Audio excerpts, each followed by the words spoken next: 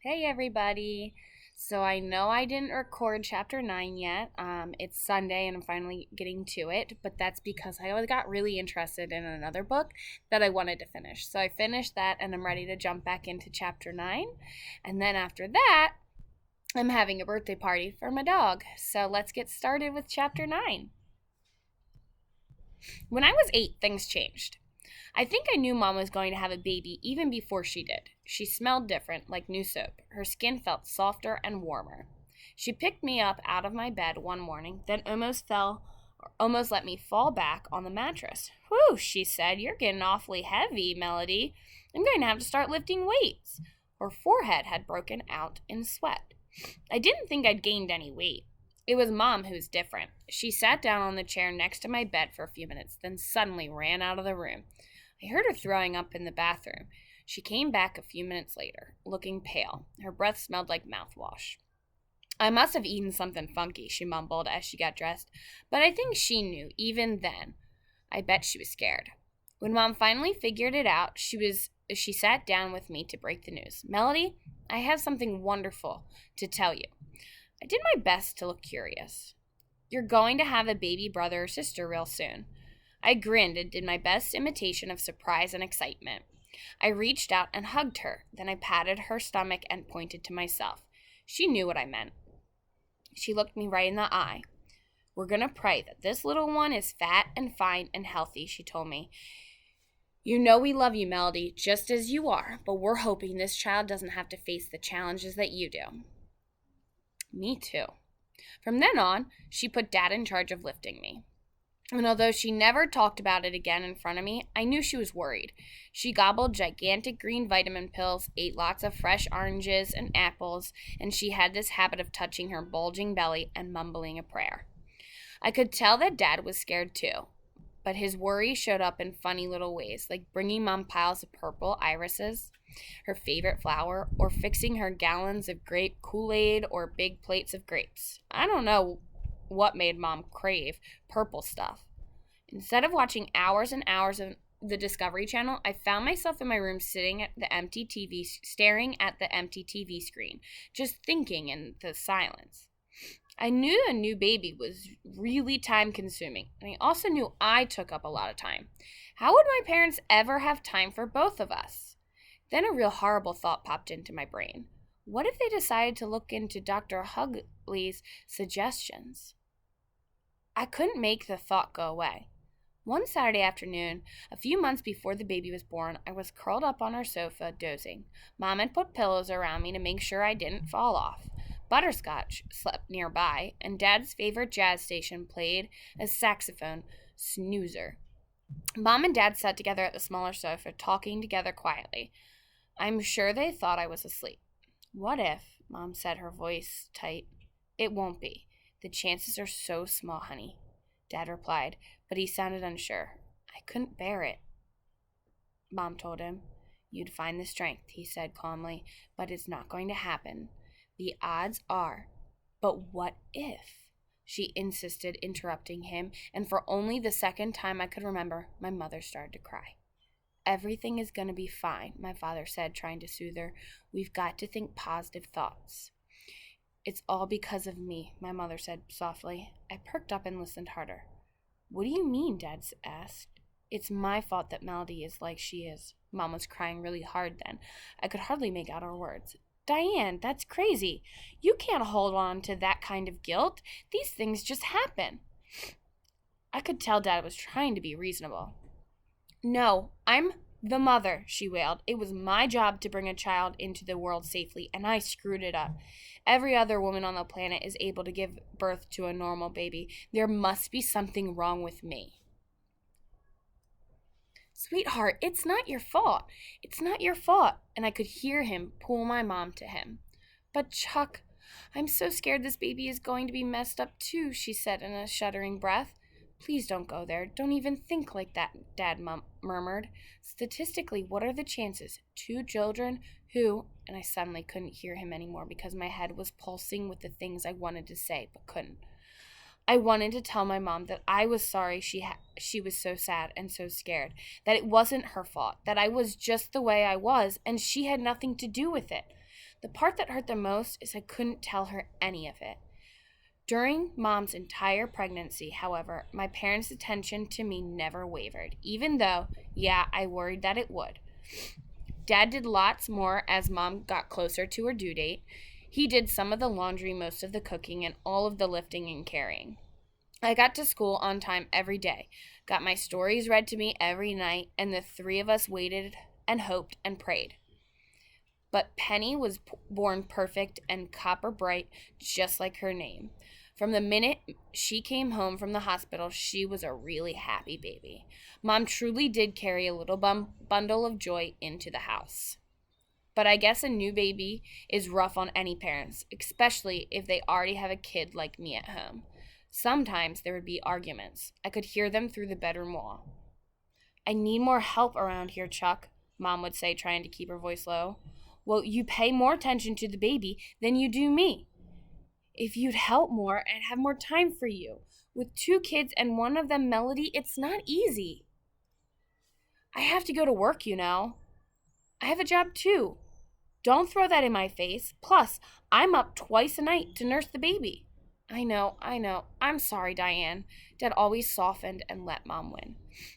"It's just I'm so tired all the time," Mom would say, her voice muffled. "I'm sorry. I'll do better, I promise. I'll take off work tomorrow and take care of both girls. Why don't you go catch a movie or take Mrs. Valencia out to lunch?" It would get quiet once more, but even so, I always ended up feeling a tiny bit guilty. Life sure would be easier if they had only one child, one with working parts. I once got one of those electronic dolls for Christmas. It was supposed to talk and cry and move its arms and legs if you pushed the right buttons, but when we opened the box, one of the arms had come off, and all the doll did, no matter which button you pushed,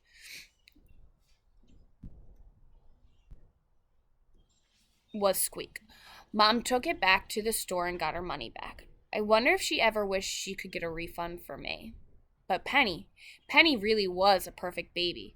After just a few months, she was sleeping through the night and smiling through each day. She sat up exactly when infants are supposed to, rolled over right on schedule, and crawled on cue.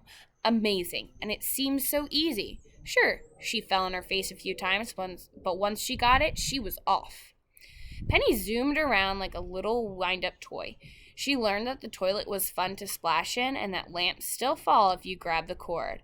She learned that golden retrievers are not ponies, peas taste funny, dead flies on the floor are a no-no, but candy is really good. She laughed all the time. She learned what she could do, but she didn't seem to care, so I tried not to care. She learned her sister Melody couldn't do what she could do, but she didn't seem to care, so I tried not to care either.